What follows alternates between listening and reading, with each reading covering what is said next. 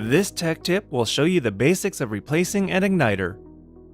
The procedure applies to igniters with either 1 or 2 high voltage cords. If you received a new high voltage cord, you can skip to the part where the high voltage cord is inserted into the new igniter. You'll need a Phillips head screwdriver to remove the igniter from the unit, sharp wire cutters, and of course, the new igniter. Remove the igniter from its mounting plate if applicable. Cut the high voltage cord off as close to the old igniter as possible.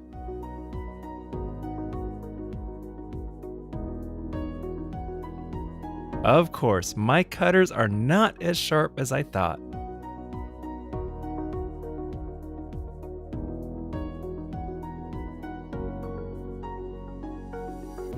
You should be left with a clean cut and the inner core of the cord should be visible.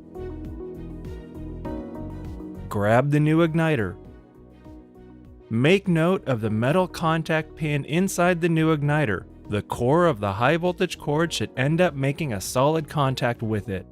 Push the high voltage cord into the igniter, twisting back and forth a bit if needed until the cord is fully seated and does not go in any further.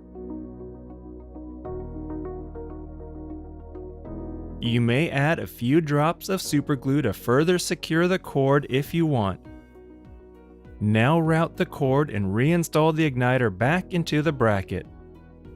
The screw ensures the igniter is grounded to the unit.